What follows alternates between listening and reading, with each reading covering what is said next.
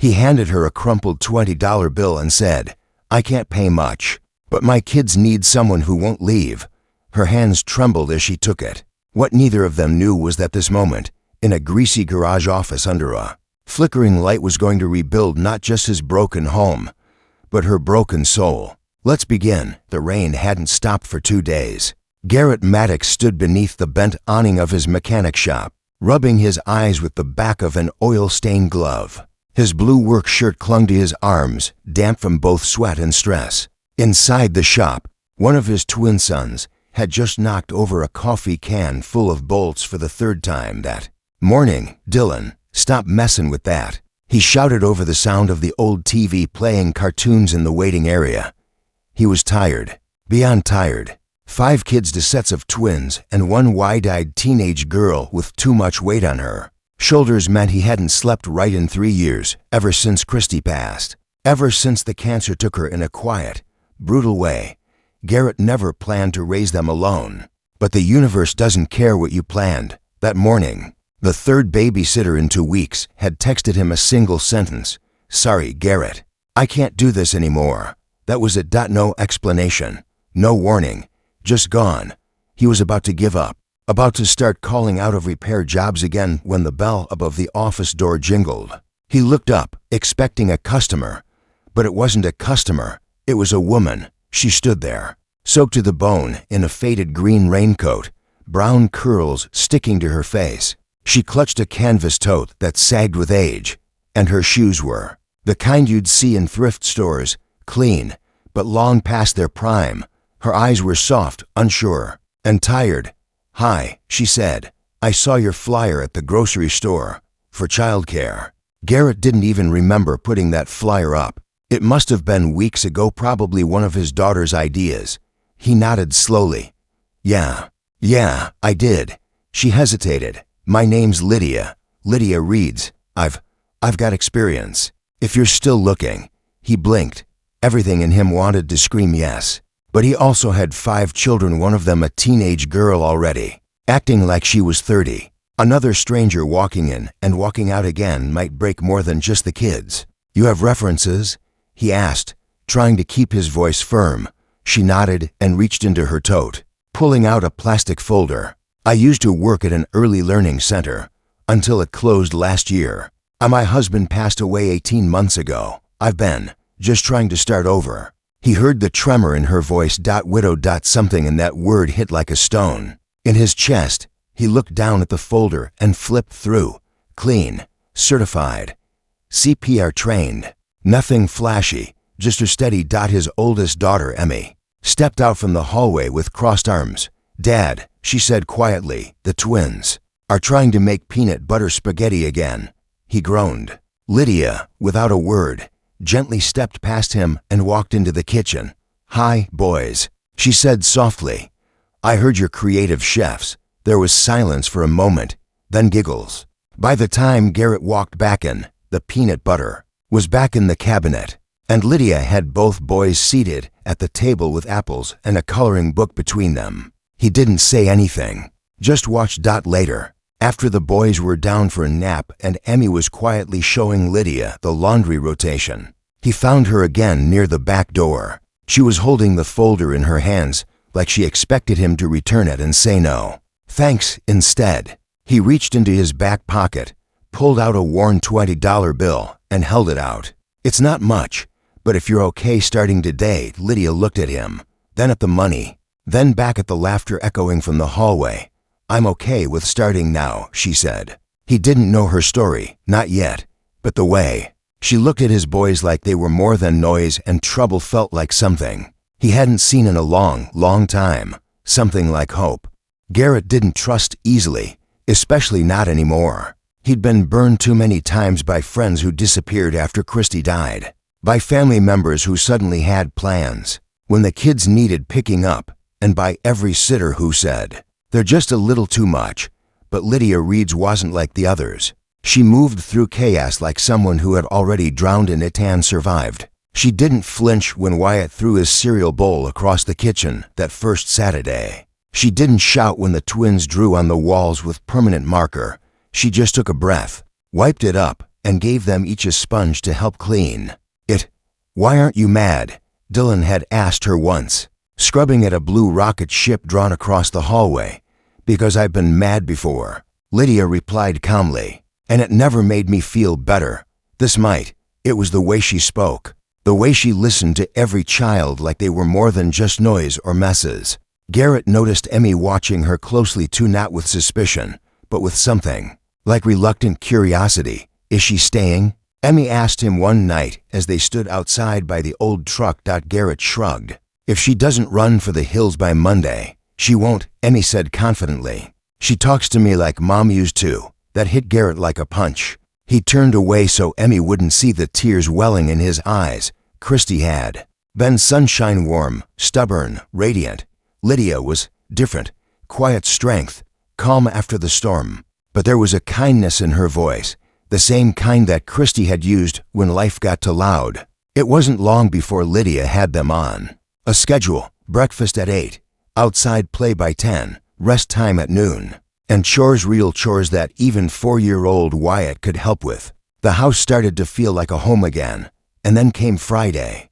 Garrett was halfway under a Ford F-150 in the garage when a sleek black SUV pulled up. It was one of those cars, clean, expensive, air-conditioned on the inside and judgmental on the outside. The woman who stepped out was no different.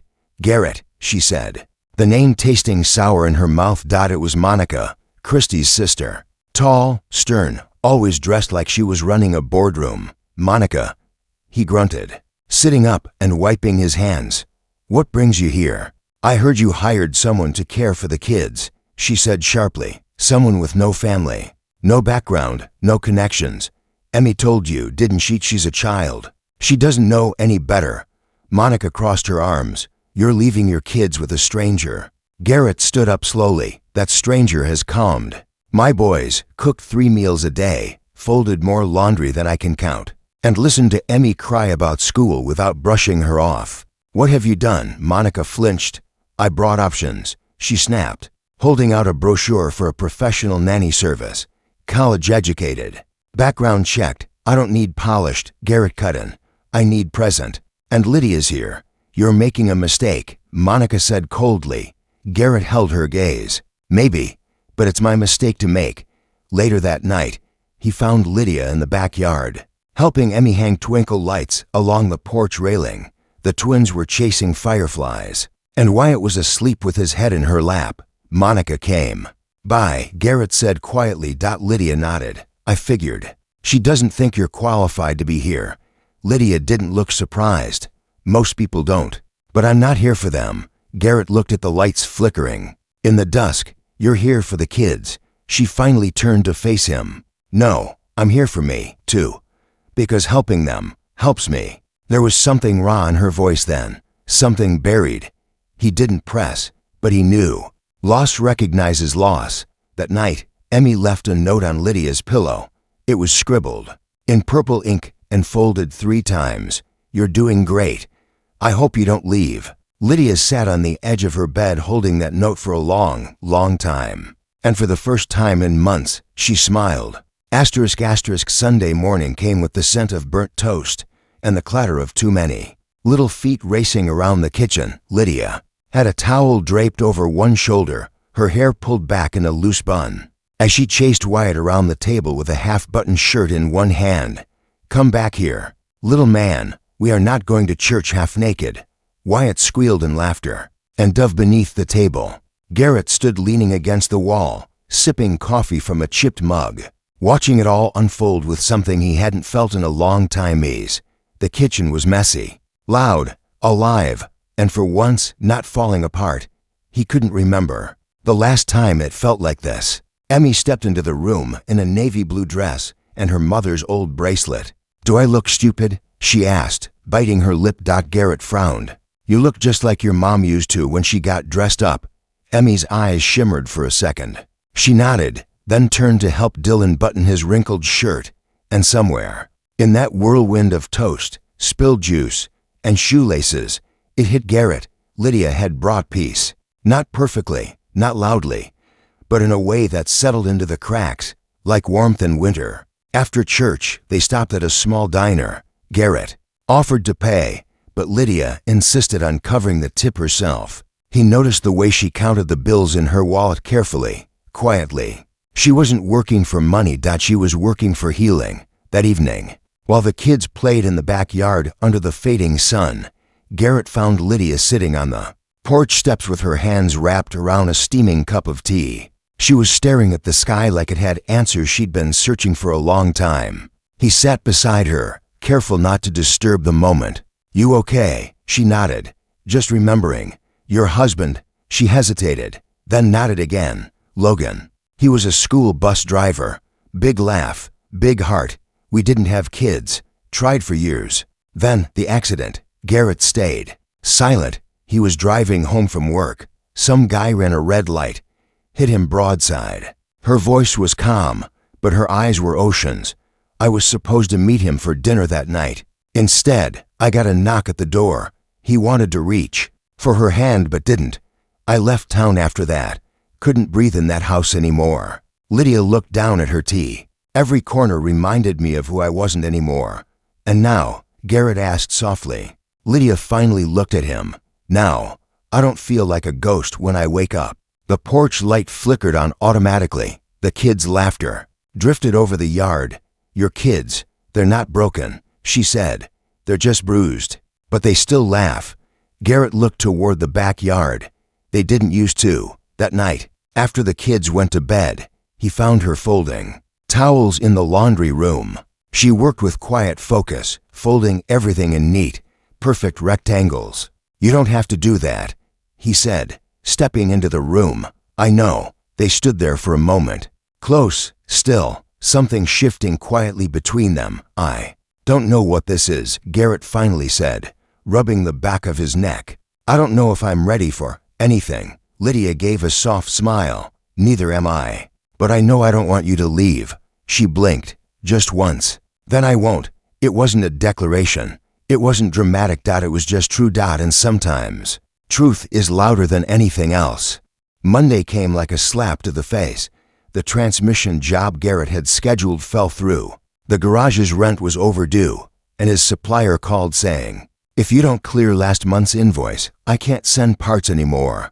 By 2 p.m., he was on the verge of snapping. He stood at the sink, gripping the edge of the counter, trying to breathe through the panic. His hands still smelled like motor oil. His shirt clung to his back with sweat. The pressure was eating him alive. Lydia walked in quietly, holding a basket of folded laundry. "Bad day." He nodded but didn't speak. Instead, he handed her an envelope.